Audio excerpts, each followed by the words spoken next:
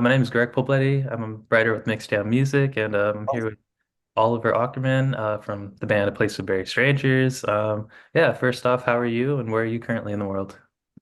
Yeah, I'm doing great. I'm in Miami at the moment in Florida and yeah, just over here hanging out. Nice. Where are you at? I'm in California, SoCal, and Nice. yeah, it's a little gloomy right now, but it's nice. Yeah, yeah, Oh, cool. yeah. What can't be good weather everywhere. So, Exactly, exactly. Yeah, well, I mean, I just wanted to talk about the new record, Synthesizer. It's abrasive, very cutting edge, forward thinking, transcends multiple genres. What kind of like production techniques or music theory did you like incorporate into this new album that you haven't done before?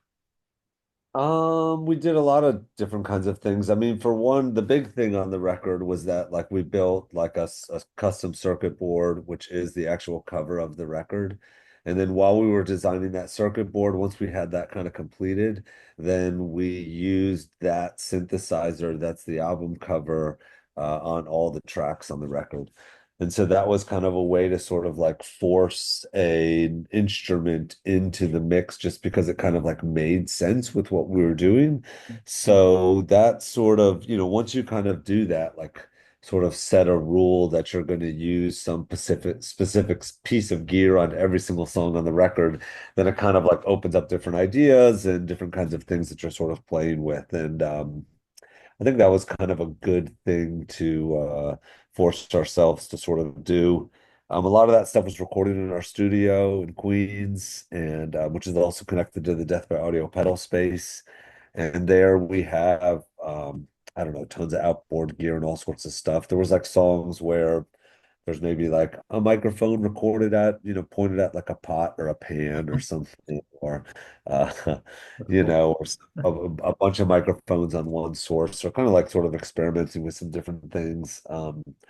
That we've done some of that stuff in the past, and there was a bit of like manipulating equalizers and stuff. Like we have this Neotech couple of channel strips, and we were like, changing the EQs as we were like recording, or some other kinds of stuff like that. That's cool. So it sounds just like a lot of very technical, like very um, like if you know, you know, kind of type of things. Yeah. Yeah, I mean, but also just kind of like using the stuff that we had and, was available to us. I mean, me, I'm in a unique position because I build like electronics and effects and stuff. So there was lots of stuff that we're always working on that excite me at these times and that I get into. But, um, there's also lots of just, hey, we need a DI, but we don't have any more. So, grab like a Sans amp or use like some other piece, you run it through this amplifier that can have XLR out or something. And you just kind of use what stuff you have around you. And I think that that's like, I don't know, been sort of like something that I've always remembered when recording that you kind of go to. And I think you can find out interesting things just experimenting with what you do have. That's cool. So it sounds like even like in the beginning, like probably when you're first starting, like you're kind of doing it very DIY, and so sounds like you're doing that even today. Yeah, I mean, on the first A Place to Very Strangers record, it was like I had bought this like some sort of whatever computer interface. It was like the first like big computer interface that I bought. It was like some sort of, I don't remember, it was the Steinberg something or other, but it never worked. And I was just going back and forth with the company trying to get it to work, and it never worked. And then we wanted to record demos and stuff. And so, all I could afford was this like $89 mixer at Guitar Center, like an Ulysses mixer or something, which had USB out. And we used that to record the whole first album. And it could Yeah. only be there was just a stereo input.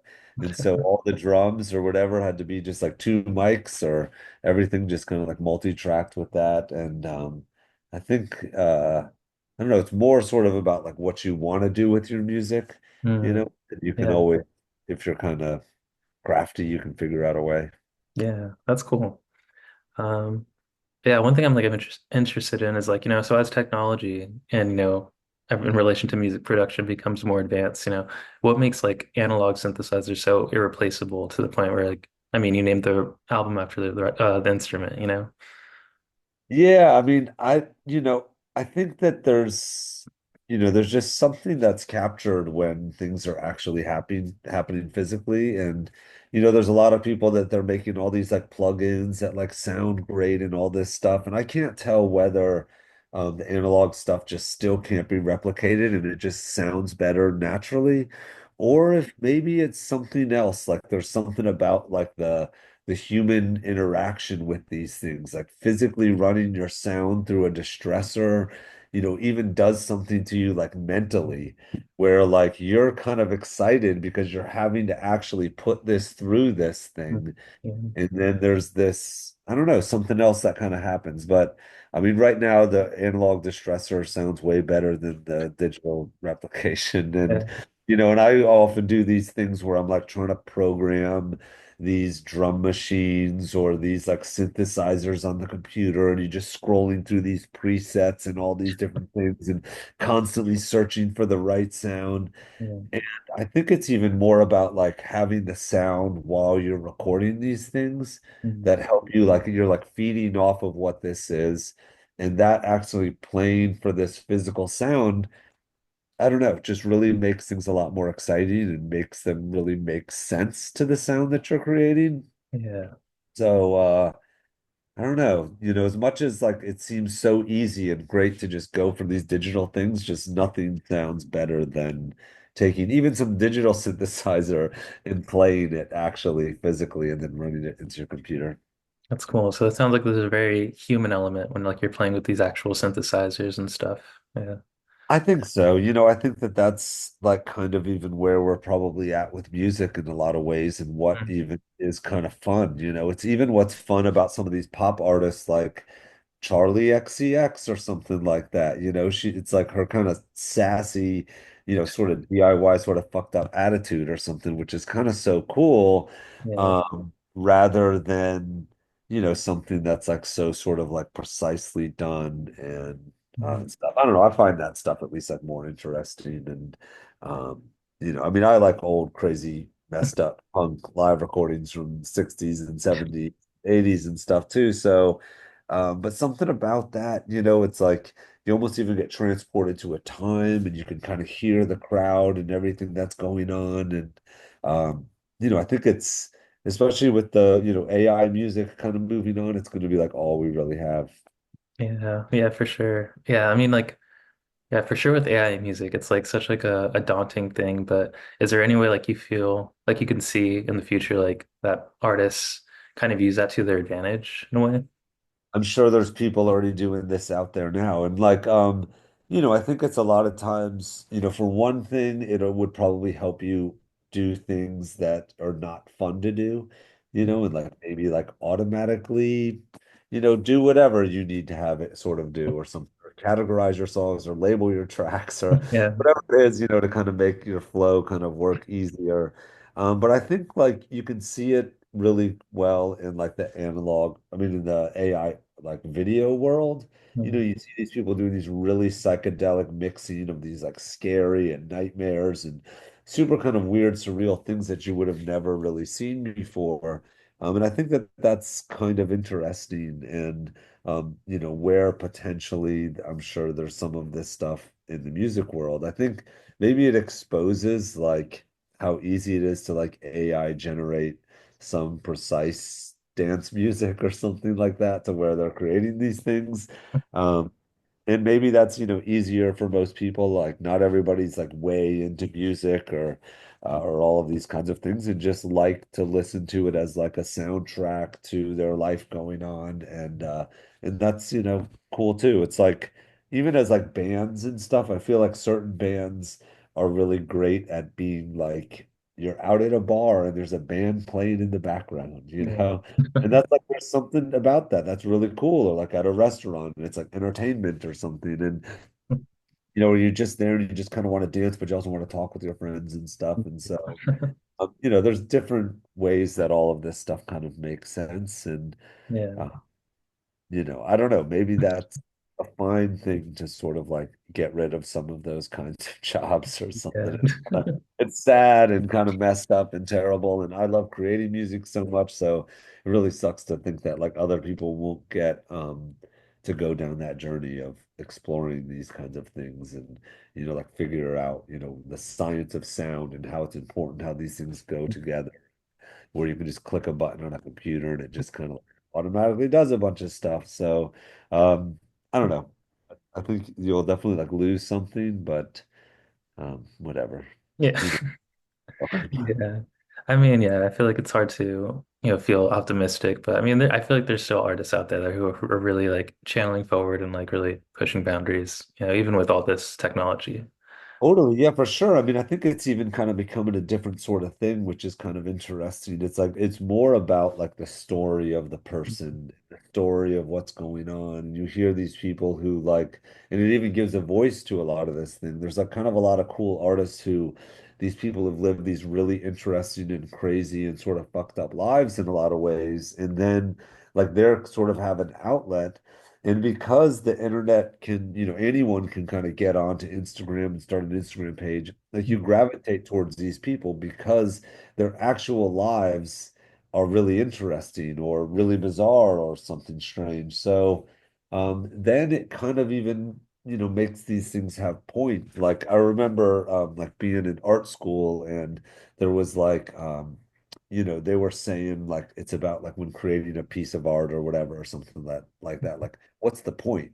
Mm. You know what I mean? And so that's a good thing even to ask yourself. I think a lot of times when creating music and stuff is like, sometimes you just get caught up in like, I just want to play guitar or something or whatever. Like, what's the point of this? What's the message that you're trying to get across? And if you're having these people who are living these really interesting lives, like that's already baked in, in a way. Like they're telling you a story of their childhood, which was really crazy and really wild, or they're telling you a story of what their neighborhood is like, and that's like really interesting and sort of like documenting this vibe and like a moment of like an actual person going through these things. And that's like really cool.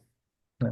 I love that. I love that. So it's really the basis is like, telling someone's story. I feel like that, at least like with art in general. Yeah. Yeah, which is cool, that's even a thing, sometimes it would maybe just be sounds which sort of like describe some sort of thing, but this is actually someone like passing on a story. It'd be like old, whatever, fireside tales or something like that. Uh, you Yeah. know, um, yeah, that kind of Yeah. thing.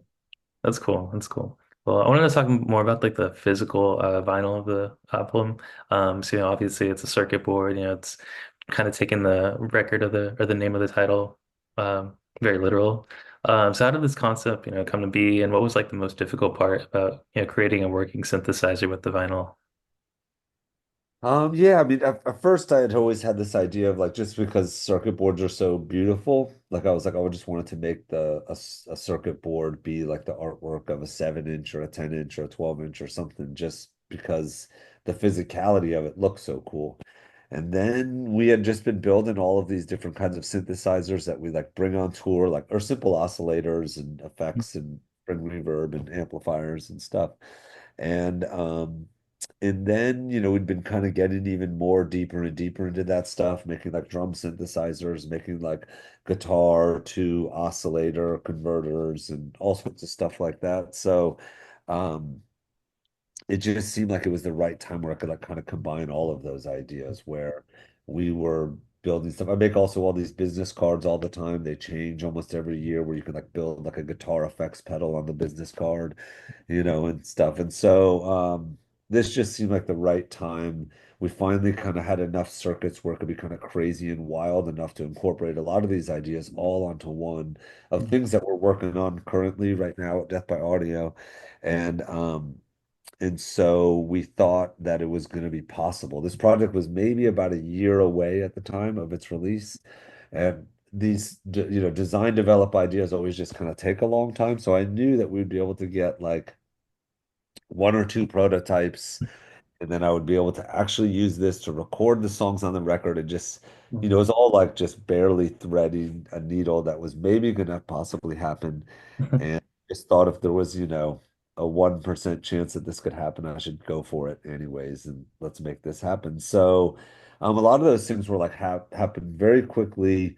when it came to the time that you actually had the chance to do this stuff. So is even the design of the record, like the hands on there, like, Mm-hmm. I only had a couple days to kind of come up with what was going to be this concept. We designed all the synthesizer without really listening to it. Mm-hmm. It was kind of like designed in one of these computer programs we used to draw circuit boards with these different elements and things that we were working with. We put it all together, a little bit of tests of this stuff, and then got ordered a board to come back and build it. And then yeah, that was kind of crazy. I thought we had like one chance to do some revisions, and we did a few revisions on this stuff, changed the layout, put it all together. The boards were then all assembled into records in the Czech Republic. So that was kind of crazy. It was like 6,000 circuit boards that we sent there. They all weigh like 3/4 of a pound a piece. So you're talking about a couple tons of circuit boards, Wow. kind of coordinating all of that. And then that gets shipped to all these other distributors and places. That was kind of an insane nightmare. Um, all of these things, but we're not new to this game of this, so, I'd built many circuits. We've like, done this kind of thing with Death by Audio before, where you only get a chance to do one revision or something, or you really need to hurry with something and you design things in a way at which they're going to work out. I don't know. It's kind of like, you sort of you cut corners and stuff and make these decisions based on the stuff which are going to work together. And so that was a little bit of what it is, but in that sense too, it's like nobody's ever kind of put all of these kind of crazy sort of weird noise elements together in a thing. And for better or for worse, I think it's like kind of a really awesome, explorative, insane, but a very unconventional synthesizer that people get to build. Yeah, I mean, I'm really glad that you were able to like actually make this thing come to fruition because it's such a cool idea. And yeah, I mean, and the fact that like, bands can like actually have it in their hands and like kind of recreate some of the songs off the record. I mean, like what kind of like mentality do you have like with like, being able to like give fans like the tools they need to like in order to create music and stuff and like I don't know, what does that say, do you think? For, like the whole world of music kind of. Yeah, I think that that's like really important. I think it's even just kind of cool to see like what are possibilities for people.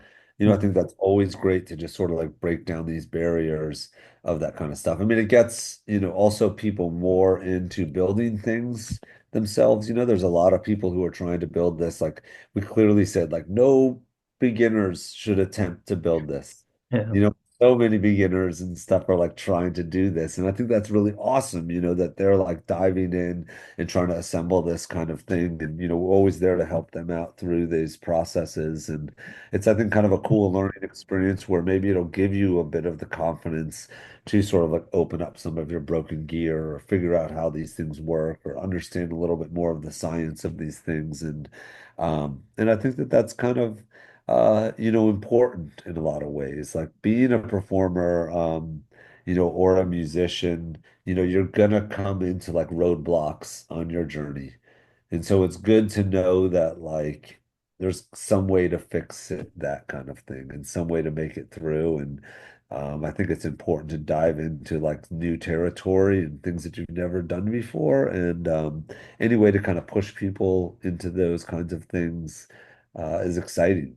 I always want to hear new music and new kinds of ideas and people doing things out of their norm and new directions. And so, if any of this could push people into that kind of stuff, then I think that's great.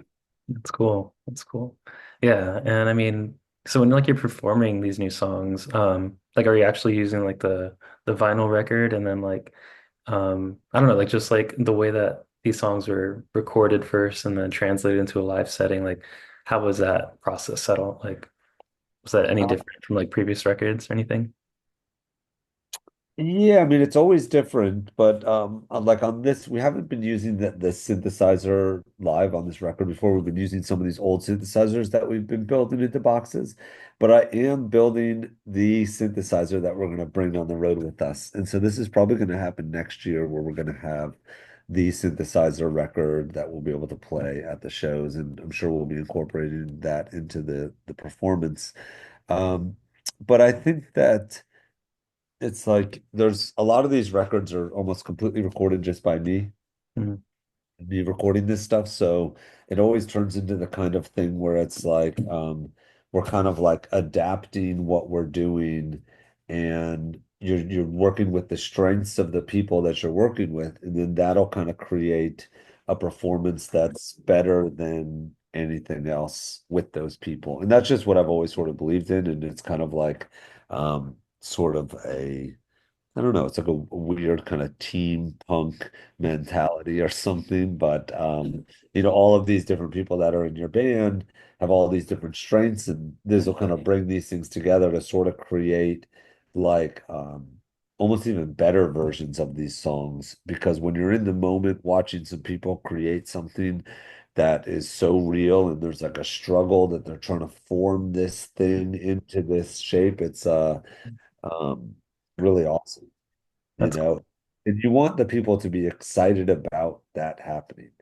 If people are trying to kind of, I feel like, recreate exactly what is happening, then Mm, for me, that always just kind of feels there's like a weird sort of like phony element to it or something mm, like that, and you're sort of like if you're ever like playing along with backing tracks or something, some people I can see can break out of this. But mm, for me, I always like start thinking about other things, and then I'm like not in the moment of what's mm, happening there. And I'm like, then concentrating on like numbers and all sorts of stuff to sort of like, kind of make this thing happen rather than sort of like be free with your instrument, know the basis of what's happening, know what the songs are, and then like forming this in free form in real life. mm. That's cool. Is that kind of like where the like inception of like these like improv jam sessions at the live shows came to be? Yeah, totally. I think that like I've kind of been doing a little bit of this stuff sort of anyways in some of these songs. And then it just seemed like, hey, what if we were to kind of like do this completely? And we even wrote like a kind of an album before that, really with these sort of like live jam sessions. It was like that's what Dion, the old bass player, and I were doing in New York, as we were like writing a song a day. We did that for maybe like 2 months or something straight. Mm, And so it was all coming out of these like, okay, we're here together. What are we going to write? What's this song? And then it would kind of be this improvisation and turn into a song.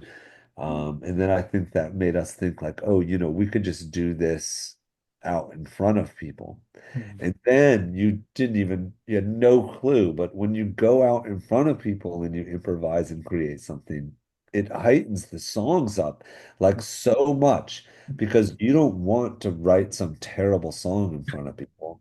yeah. You'd be embarrassed or whatever. So it's like if, if there's a moment where the song turns and it's not good or whatever, you have to like embrace these kinds of things, and you have to turn what are your mistakes into what's like the best part about this song and all this. It Mm, kind of made me opened up my eyes to maybe like what even Jimi Hendrix was doing. It's like he's because at some point, a long time ago, I was like, once you start to learn guitar and stuff, you're like, oh, this is weird that he's like hitting all these bad notes or something. yeah. But he takes that bad note and then he'll come back to it and then he'll keep on playing it to be like, nuh-uh, I didn't make that mistake. That's me just, freaking out, going wild. And it's like, he took, that becomes like one of the core moments of all of those awesome improvisations is even like the mess ups and stuff. You almost have to hang on to those things and gather them and use them in a way either as a reflection, like, oh, if everything drops out, okay, let's either slam back into it, let's bring it back up, let's drop out again over and over and over again, or Mm, just kind of think about what works at that moment. And you're making these decisions and it's based on something that's primal, and it's really kind of creates something that is better than whatever you could like preconceive. yeah, that's cool. And it sounds like that's just kind of like what the definition of like synthesis is like creating something like very like I don't know, like blending things together that normally wouldn't be like so like heavy guitars and electronic elements. So I feel like that's kind of like these jam sessions. That's kind of what you guys are doing. Right Yeah. on. Yeah, for sure. I like Yeah. it. Yeah. And I mean, a little bit more about the record. I mean, like from like a lyrical standpoint, I feel like there's a lot of like stuff that alludes to like these like uncomfortable human emotions, like fear, disgust, you know.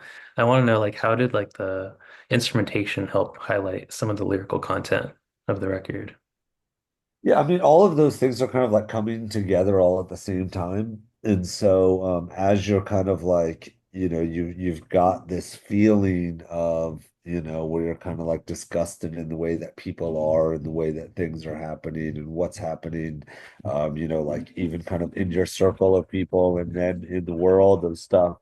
And that's kind of terrible.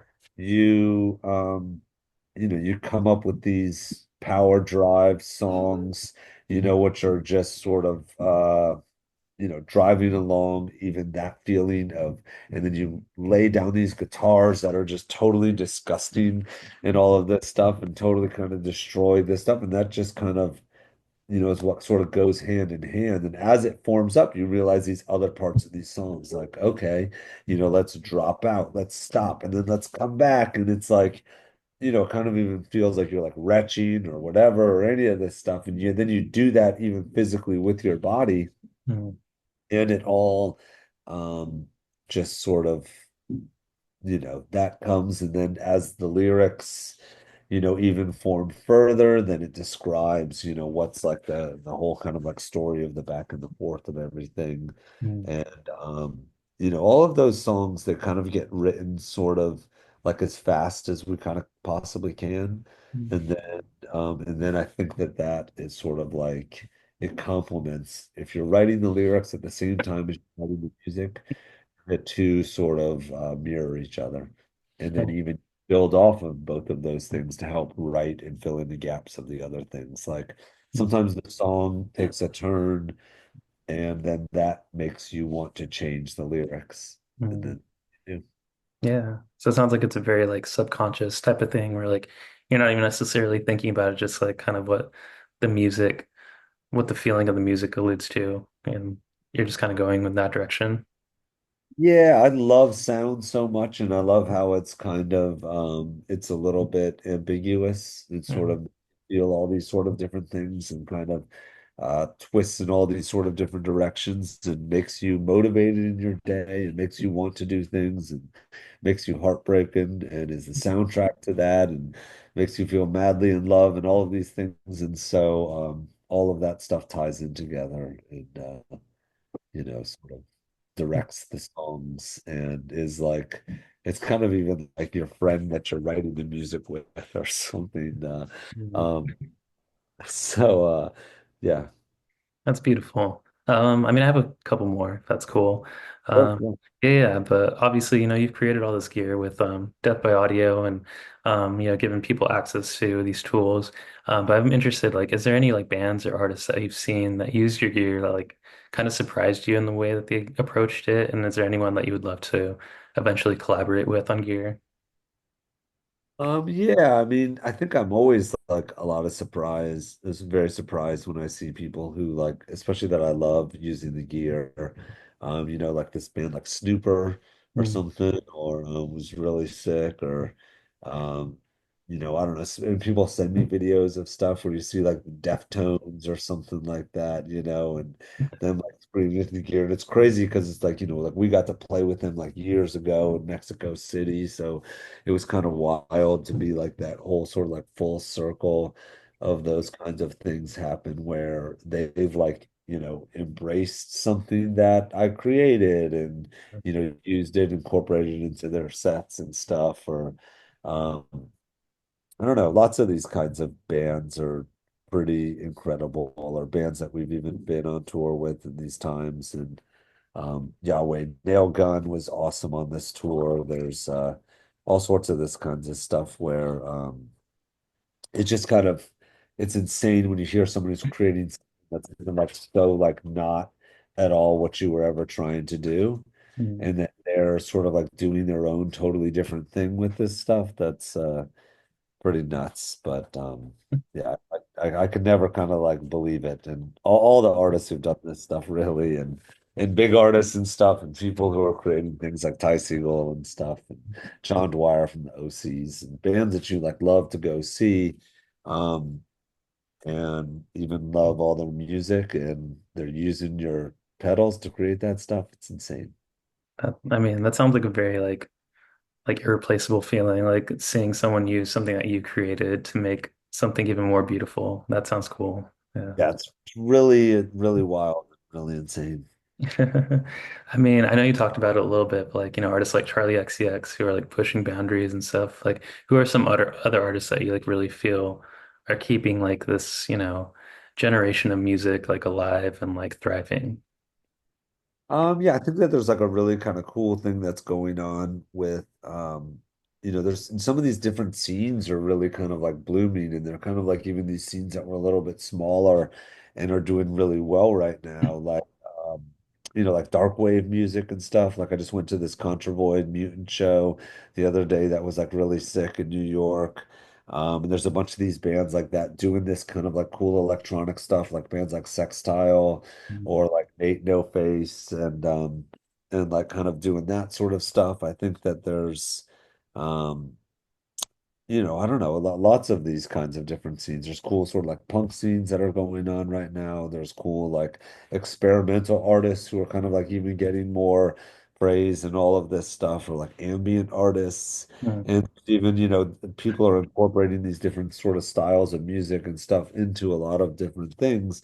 It's kind of even weird hearing like bands that I grew up with and really loved, like bands like My Bloody Valentine or Slow Dive or something yeah. like played in the supermarket or something like that. Or Yeah. played in these places, like it sort of turned into this kind of common thing.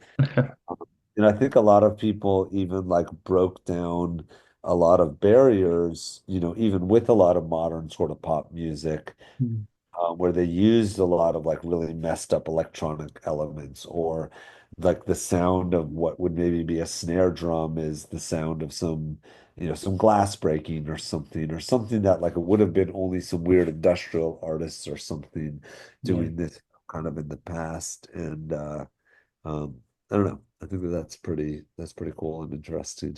That's cool. Yeah. Um, yeah, I mean, as we wrap up, like what are some dreams you still wish to accomplish with A Place to Bury Strangers or in your production tools? And do you feel like is there like a sound effect that you've been like trying to capture for a long time that you haven't gone to capture yet? I mean, we're always kind of working on some sorts of different sounds and stuff. I don't know if there's one in particular that I would say. Um, but I think just more ways to kind of manipulate these things and interact with them with the human body, and ways that can kind of like shift and morph in more interesting ways. And um, that's sort of, I guess, a lot of the stuff that we're kind of working on, I guess. Um, for the future, just kind of like even pushing the boundaries of what these kind of shows can sort of bring to these people, and what different things that we can do and things that we can create that create even more incredible, amazing, awe-inspiring sounds. But a lot of those things like have to do with, how they're created and how they're laid out and how that contrasts with other things.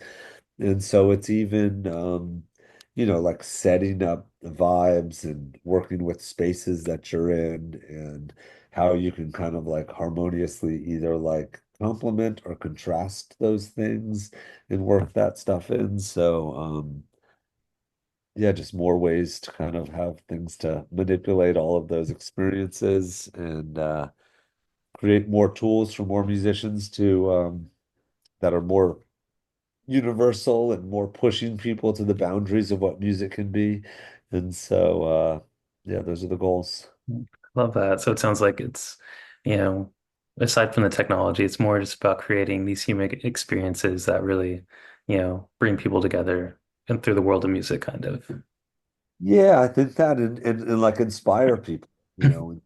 It's like I've, had all sorts of experiences myself and have been inspired from lots of other musicians and, shows and all of these things that if I can share and bring some of that sort of like human element of these things kind of to other people, and some of these other experiences through this, or inspire someone to, create or do something kind of differently or, take whatever I've done and gone further with it. I think that that's sort of, I don't know what we can all do for humanity in a positive way. Yeah, I love that. Well, I mean, I think that's a great way to end it, and Cool. yeah, it was really great talking with you. Congrats on the record, and yeah, yeah. I hope you have a great rest of your day. Cool. Awesome. Thanks so much, Gregory. Yeah. Thanks for doing All right, take Cool. it easy. Have a good one, man. See ya. Take care.